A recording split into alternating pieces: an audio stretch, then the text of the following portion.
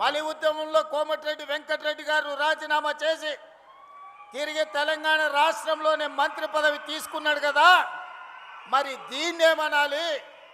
మీరు election collection selection మీద తిరుగుతుంటే పదవి త్యాగం చేసి తెలంగాణ రాష్ట్రంలోనే మీరు అండగా నిలబడ్డప్పుడే మంత్రి పదవి చేపట్టిన వెంకన్న త్యాగాన్ని ఏమనాలి అని నేను అడుగుతున్నా. 100 రూపాయలు పెట్టి పెట్రోల్ తీసుకున్న మీరు 10 పైసల అగ్గిపెట్టె తెచ్చుకొని అగ్గిపెట్టె రావుదే త్యాగమైతే నిటారుగా నిలబడి తెలంగాణ కోసం ఆత్మ బలిదానం చేసుకున్న శ్రీకాంతాచారి త్యాగాన్ని ఏమనాలి? కానిస్టేబుల్ కిష్టయ్య నేల కొరిగిన త్యాగాన్ని ఏమనాలి? ఉస్మానియా యూనివర్సిటీ గేట్లని తన్ని వీర మరణం పొందిన యాదయ్య త్యాగాన్ని ఏమనాలి? ఒక ఈశాన్ రెడ్డి ఒక వేణుగోపాల్ రెడ్డి త్యాగాన్ని ఏమనాలి?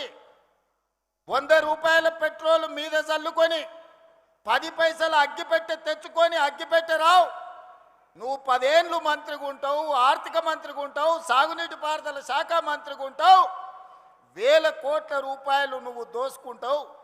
ఉద్యమం ముసుగులో ఫామ్ హౌస్లో ఉన్న వాళ్ళు అధికారాన్ని చెలాయించి 69,000 కోట్ల రూపాయల అప్పులో ఉన్న తెలంగాణను 8,11,000 కోట్ల రూపాయల అప్పుల ఊపిలో ముంచి ఈ తెలంగాణను శాశ్వతంగా 10 ఏళ్లలోనే 100 ఏళ్లకు సరిపోయే విధ్వంసం చేసిన మిమ్మల్ని ఏమనాలి? మీ త్యాగాలను ఈరోజు తెలంగాణ ప్రజలు ఇంకా భరించాలనా? మీ దోపిడీని తెలంగాణ ప్రజలు ఇంకా సహించాలనా అని నేను అడుగుతున్నా.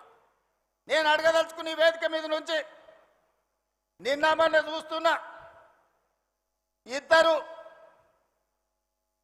తొడేళ్లలాక తెలంగాణ మీద పడి తిరుగుతున్నారు. బావమరుదులు ప్రజలందరూ కోరుకుంటున్నారు, మా ప్రభుత్వం రావాలి అని చెప్తున్నారు. ప్రజలు ఎవరు కోరుకుంటలేరు, మీ కుటుంబం కోరుకుంటుంది. మీ దోపిడీ దొంగతనాలలో మీకు అండగా నిలబడ్డ వాళ్ళు కోరుకుంటున్నారు. ఇవాళ ప్రజాపాలన వచ్చి ప్రజలలో చైతన్యం వచ్చి ప్రజలు సంక్షేమ అభివృద్ధి పథకాలను ఈరోజు అనుభవిస్తుంటే వాటిని చూసి అసూయపడుతున్న వాళ్ళు ఎవరైనా మిమ్మల్ని కోరుకుంటున్నారేమో కానీ ఈ తెలంగాణ సమాజం మిమ్మల్ని మీ కుటుంబాన్ని శాశ్వతంగా సామాజిక బహిష్కరణ చేపట్టినరు. ఇంకా భవిష్యత్తులో మీకు పదవి అనేదే ఉండదు.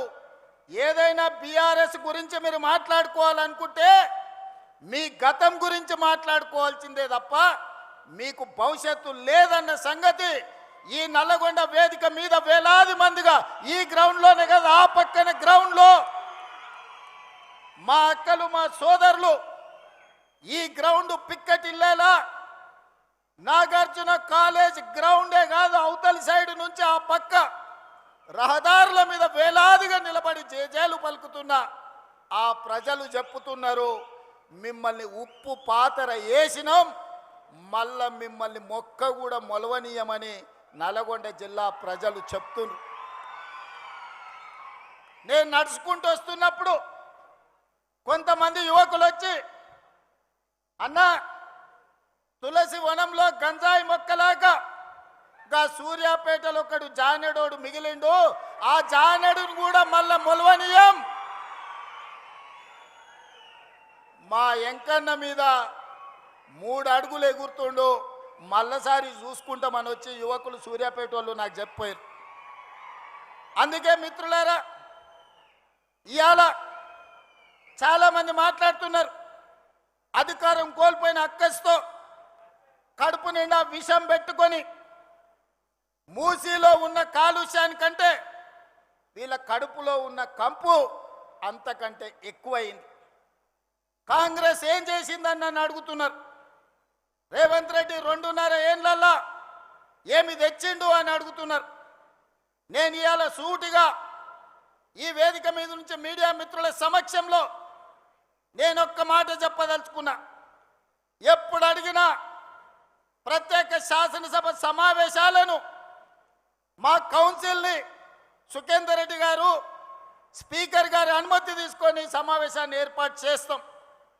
10 సంవత్సరాల బీఆర్ఎస్ పాలన, 12 సంవత్సరాల బీజేపీ పాలన, 2.5 సంవత్సరాల మా పాలన, మీ 2014, 2018 ఎన్నికల మేనిఫెస్టో, బీజేపీ 14, 19, 24 ఎన్నికల మేనిఫెస్టో మీద ప్రత్యేక సమావేశాలలో చర్చ చేద్దాం.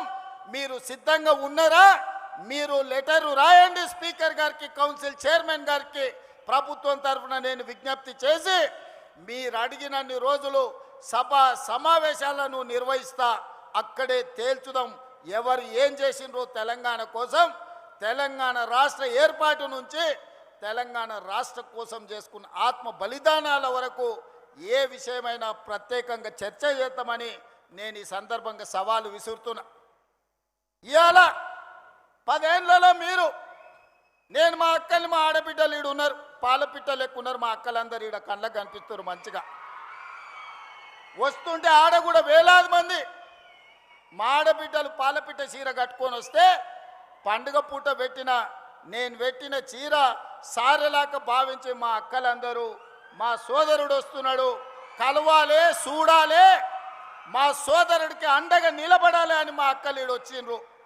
ఇవాళ మా అక్కల సాక్షిగా నేను అడగదలుచుకున్నా, 5 సంవత్సరాలు నీ మంత్రివర్గంలో ఒక ఆడబిడ్డకు కూడా మంత్రి ఇవ్వలేదు కదా, మా అక్కలు మర్చిపోయినరా అని అనుకుంటున్నారా? ఆనాడు పేదవాడి గుర్తింపే రేషన్ కార్డు. 10 ఏళ్లల్లా పేదవాళ్లకు రేషన్ కార్డులు మీరు ఇవ్వకపోతే ఉత్తమ్ కుమార్ రెడ్డి గారు పౌర సరఫరాల శాఖ మంత్రిగా బాధ్యత తీసుకున్న తర్వాత లక్షలాది తెలంగాణలో ఉండే పేదవాళ్లకు రేషన్ కార్డులు ఇచ్చిన మాట వాస్తవం కదా? మా అక్కలకు తెలియదా? ఈడున్న పాత్రికేయ మిత్రులకు ఈ వార్త రాలేదా? పేదలకు ఆనాడు దొడ్డు బియ్యం ఇస్తే ఆ దొడ్డు బియ్యం బర్లకు దానబెట్టే పరిస్థితి. ఎప్పుడన్నా సంటి పిల్లలకు బుక్కెడు బువ్వ మా అక్కలు వండిపెట్టారు ఆ దొడ్డు బియ్యం అని నేను అడుగుతున్నా.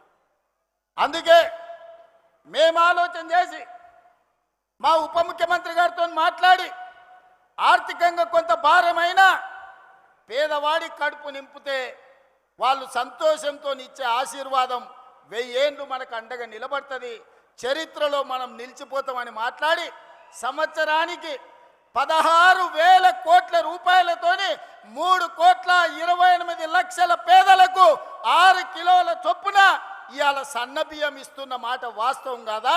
మా అక్కలు ఇక్కడ ఉన్నారు కదా, వాళ్ళు వండి సంటి పిల్లలకు బుక్కెడు పువ్వ సన్న బియ్యం పెడుతున్న మాట వాస్తవం కాదా?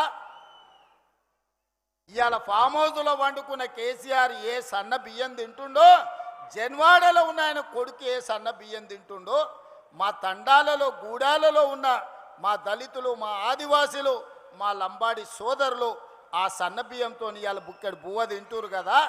ఒకవేళ ఏదైనా వాళ్ళ తండ్రి కొడుకులకు అనుమానం ఉంటే మా శంకర్ నాయక్ ఈయనే ఉన్నాడు చెప్తా, ఓ తండాల పోయి ఏదైనా గుడిసెల వాళ్ళ మా లంబాడి సోదరుల దగ్గర బువ్వ తిని వస్తే తెలుస్తుంది సన్న బియ్యం.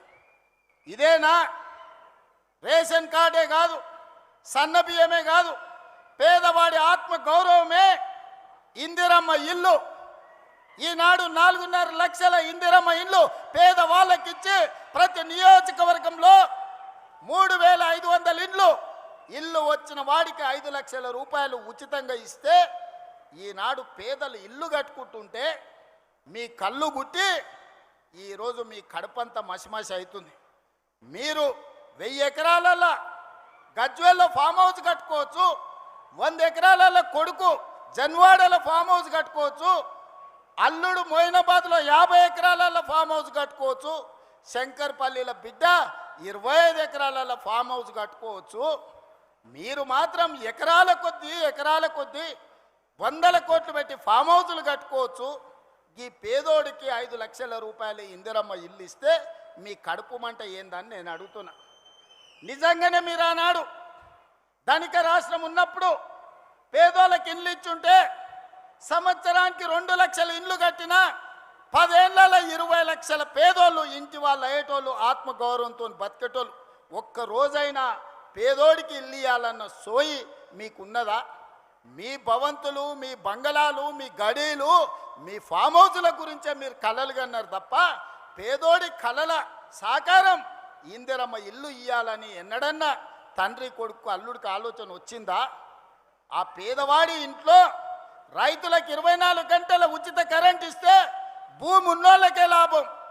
మరి భూమి లేని నిరుపేదలు మున్సిపాలిటీలలో, పట్టణాలలో, హైదరాబాదు నగరంలో జీవించే పేదలకు ఏం ప్రయోజనం అని పాదయాత్రలో అడిగితే 200 యూనిట్లు ఉచితంగా ఇయ్యాల. పేదోళ్ళ ఇళ్ళల్లో కరెంటు వెలుగుతలేదా? వాళ్ళ కళ్ళల్లో ఆనందం మీకు కనిపిస్తలేదా అని నేను అడుగుతున్నా. వంట వండడానికి 500 రూపాయలకే ఈరోజు సిలిండర్ ఇస్తుంటే మా అక్కలు సంతోషపడతలేరా అని నేను అడుగుతున్నా. అదే కాదు, రైతులకు రైతు రుణమాఫీ, రైతు భరోసా, రైతు పెట్టుబడి సహాయము, ఈరోజు రైతులకు ఇచ్చిన బోనసులు లెక్క కడితే 1,56,000 కోట్లు ఈ 30 నెలల రైతుల కోసం ఖర్చు పెట్టిన ప్రభుత్వం మా ప్రభుత్వం. వ్యవసాయం దండుగా కాదు, వ్యవసాయాన్ని పండుగ చేస్తాం, రైతుల కళ్ళల్లో ఆనందం చూస్తాం. ఇంతకుముందే మిత్రులు ఉత్తమ్ కుమార్ రెడ్డి గారు చెప్పినారు, దేశంలోనే తెలంగాణ నెంబరు వరి ధాన్యం పండిస్తే అందులో నల్గొండ మొదటి స్థానంలో ఉందని ఇప్పుడే మా సోదరుడు చెప్పిండు. ఇది మా నిబద్ధత, ఇది మా రికార్డ్. ఈనాడు రైతుల కోసం మేము చెయ్యంది ఏమైనా ఉందా? కేంద్ర ప్రభుత్వం ఎన్నిసార్లు తిప్పినా నేను, తుమ్మల గారు, అదేవిధంగా ఉత్తమ్ గారు పోయి యూరియా తెచ్చి ఈరోజు రైతుల కష్టాలు తీర్చే ప్రయత్నం చేసి, వానలు వచ్చినా, ఇక్కడ కార్మికులు వలస బీహార్కు పోయినా, బెంగాల్కు పోయినా, వరి కొనుగోలులో నానా తిప్పలు పడి 80 లక్షల మెట్రిక్ టన్నులు ఇవాళ వరి ధాన్యాన్ని సేకరించి దేశంలోనే రికార్డు ఈరోజు సృష్టించినాం. కాళేశ్వరం నుంచి చుక్క నీరు రాకపోయినా ఒక్క సంవత్సరంలో 2,88,000 మెట్రిక్ టన్నుల వరి ధాన్యాన్ని ఉత్పత్తి చేసి దేశంలోనే నెంబర్ 1గా తెలంగాణ రాష్ట్రాన్ని ఇవాళ మేము నిలబెట్టినాం కదా.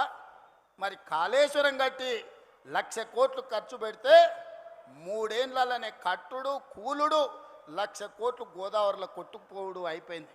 అది ఇవాళ కాళేశ్వరం కాదు, కూలేశ్వరం అయిపోయింది. ఆ ఎల్ల గొప్పలు చెప్పుకున్నారు. హరీష్ రావు కాదు ఆయన పేరు, కాళేశ్వరరావు అని ఆనాటి గవర్నరు మోసం చేసి ఆయన కళ్ళకు గంతలు కట్టి హరీష్ రావు మరి కాళేశ్వరరావు అని పిలిపించుకున్నాడు. మళ్ళీ కూలిపోతే అటు దిక్కు మళ్ళీ చూస్తలేరు. అందుకే మిత్రులారా, ఇవాళ ఇదే కాదు, విద్యాశాఖ గవర్నమెంట్ బడికి, గవర్నమెంట్ దవాఖానకు పోవాలంటే ఆనాడు పేదలు భయపడేటోళ్ళు, పిల్లలకు చదువు రాదని, పేదోళ్ళ ప్రాణం సర్కారు దవాఖానకు పోతే నిలబడదని. ఇవాళ అదే పాఠశాలల్లో నర్సరీ, ఎల్కేజీ, యూకేజీ నుంచి 12th క్లాస్ వరకు పాఠశాలల పునరుద్ధరణే కాదు, బ్రేక్ఫాస్ట్, లంచ్, ఈవినింగ్ స్నాక్స్ వరకు పేదవాడి కడుపు నింపాలి, వాళ్ళ కళ్ళల్లో ఆనందం చూడాలి, వాళ్ళు చదువుకొని అంబేద్కర్లా ఈ రాష్ట్రాన్ని, దేశాన్ని ఏలాలి. తెలంగాణ గురుకులాల నుంచి వందలాది మంది అంబేద్కర్లను సృష్టించాలి అని ఈనాడు ముక్కబోని ధైర్యంతో మా ప్రభుత్వం చేస్తున్న ప్రయత్నం వాళ్ళకి కనిపిస్తలేదా? వాళ్ళంటే దొరలు, గడీలు ఉన్నాయి, వాళ్ళ దగ్గర దోసుకున్న 1000 కోట్లు ఉన్నాయి. వాళ్ళ పిల్లలు అమెరికాకో లండన్కో పోయి చదువుకుంటారు. మరి పేదోడు లంబాడి తాండాలలో ఉన్న మా లంబాడి సోదరులు కానీ, దళితులు కానీ, గిరిజనులు కానీ, ఆదివాసీలు కానీ, ఉన్నత వర్గాలలో ఉన్న పేదోళ్ళ పిల్లలు ఏడికి పోయి చదువుకోవాలి. అందుకే ఈనాడు ఆరుట్ల మీరు చూసిండ్రు, ఆరుట్ల స్కూల్ ప్రారంభోత్సవానికి నేను పోయే వరకు నాకు కూడా అంత నమ్మకం లేకుండే. అక్కడ చూసిన తర్వాత సంపూర్ణమైన విశ్వాసం వచ్చింది. మా ప్రభుత్వ ఉపాధ్యాయులు నా తలెత్తుకునే విధంగా ఈరోజు గర్వంతో మనం దేశం ముందు నిలబడే విధంగా మా ప్రభుత్వ ఉపాధ్యాయులు పనిచేస్తున్నారు. అందుకే ఈనాడు విద్య విషయంలో కావచ్చు, వైద్య విషయంలో కావచ్చు, సంక్షేమ విషయంలో కావచ్చు, అభివృద్ధి విషయంలో కావచ్చు, 40 ఏళ్ల నుంచి రావణ కాష్టంలా వెలుగుతున్న ఎస్సీ ఉపకులాల వర్గీకరణను శాశ్వతంగా పరిష్కరించింది మేము కాదా? 100 ఏళ్ల నుంచి కులగణ జనగణనలో కులగణన చెయ్యాలి, గొర్రెలకు బర్రెలకు లెక్క ఉంది కానీ మా బలహీన వర్గాల లెక్క లేదని మా కైలాష్ నేత లాంటి సోదరులు అడుగుతుంటే